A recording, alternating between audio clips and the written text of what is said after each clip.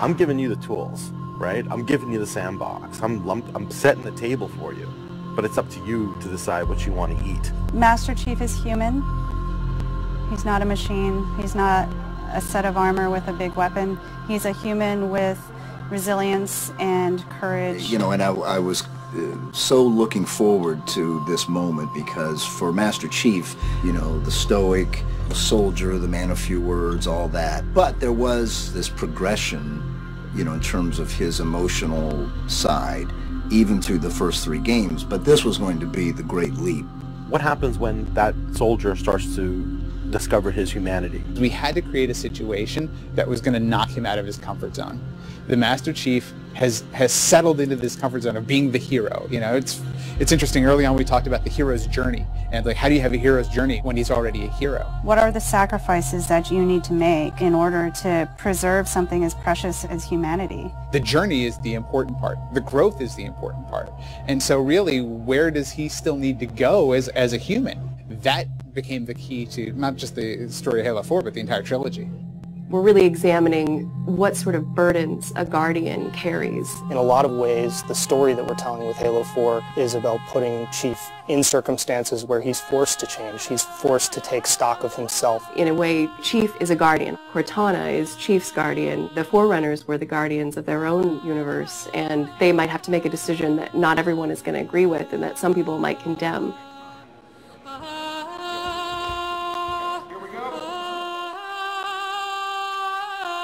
It's almost like you're a little kid and you're just playing make-believe again. So you imagine everything. The table's here. The plinth for Cortana is here. There's a window here. Ready, go.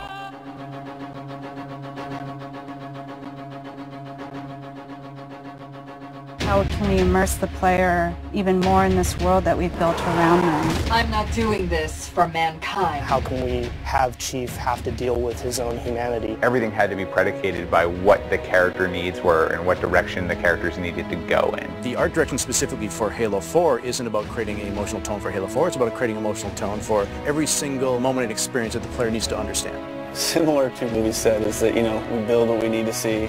We can't look too far this way or it starts to fall apart. But back in here, things are looking good.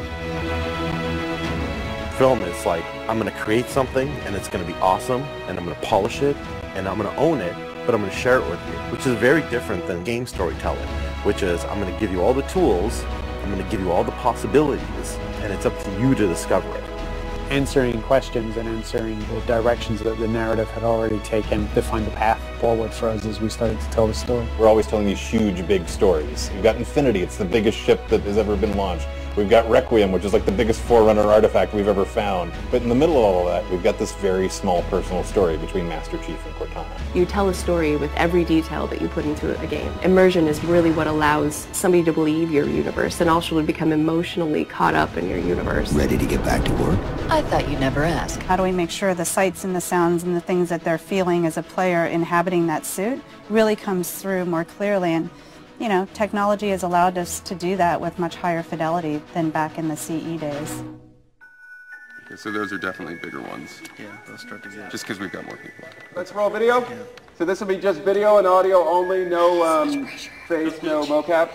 In that case, you won't mind if we return the favor. As we design these things, we put together the best plan. Until it actually touches an actor, it lacks humanity. Having the ability to work with the actors on stage, capturing their face, body, and voice at the same time, really gives us an opportunity to create an immersive experience for the actors. Working at Giant, we can have at least 8 actors in the same volume at the same time. So the objects that they're acting around and the people that they're acting with, against, through, and toward are there in the scene with them, and it makes a huge difference. We sent out a breakdown for the characters and how we wanted them to feel. We ended up getting 80 or 90 submissions back through our casting team. Casting for the Master Chief is tough. You need a performer that has a really raw physicality to him, and yet he has to, within the confines of this suit, be able to relate and relay emotion.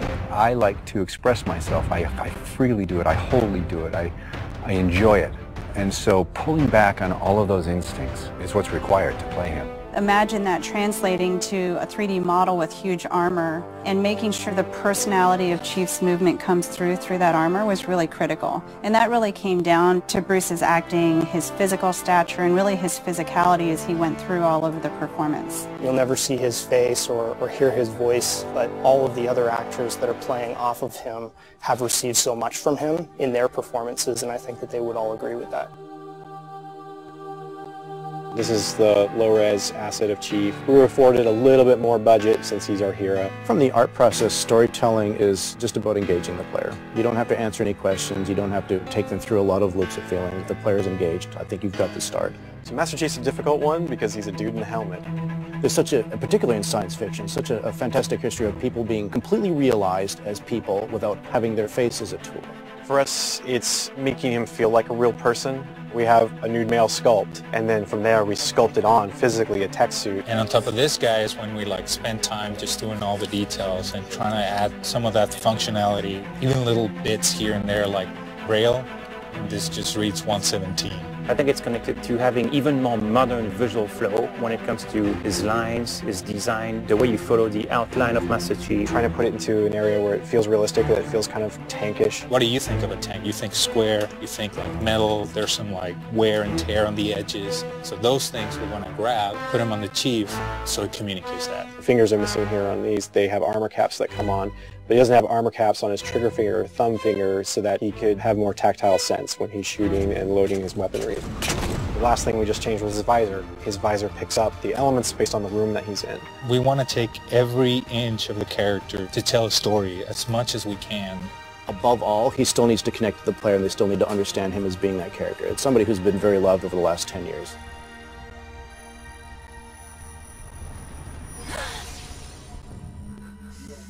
The irony here, right, is that we have a character who's not human at all in Cortana. I was put into service 8 years ago. She is the most human character that we have in the story. Like, she's struggling with her own mortality. AIs deteriorate after 7, Chief. That's something that everybody struggles with. That's the most, human it gets. If we can just get back to Earth and find Halsey, she can fix this. Everyone has to figure out what it means to die.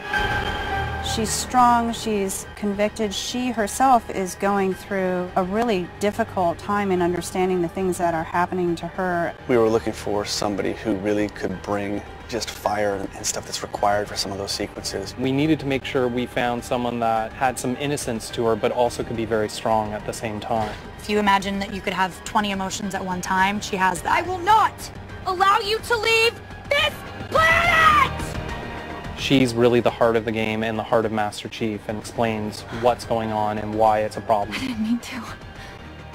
I didn't mean to do that. Cortana is certainly our biggest human connection, I think, with the entire story. How can we see these subtle details in her facial structure? It's the Forerunner symbol for reclaiming. So this is the baseline where we started from Cortana, and then we go through and tweak and modify, having all these different elements moving throughout her that make her feel alive constantly. We wanted to make it to where you could have code flow lines start from every digit from her toes to her hands, and then be able to flow all the way up into her head. What you experience is her taking care of you as a player from a gameplay perspective, but I think you also start to get a sense of how she takes care of the human side of Chief.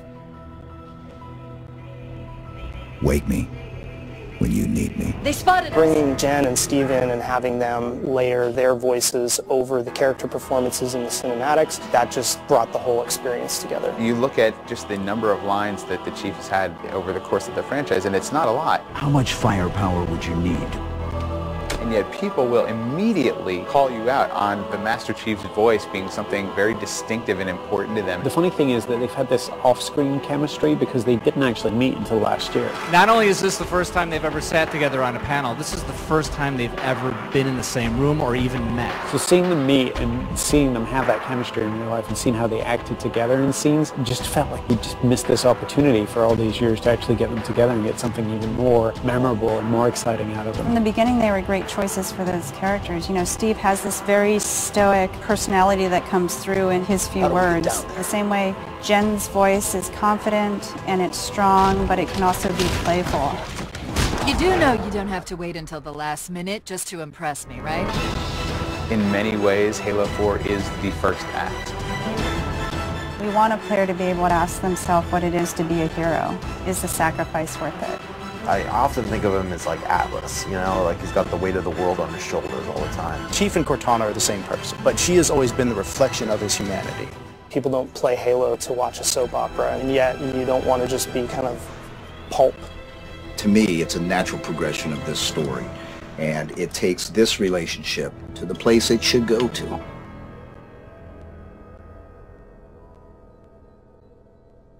Don't make a girl a promise you can't keep.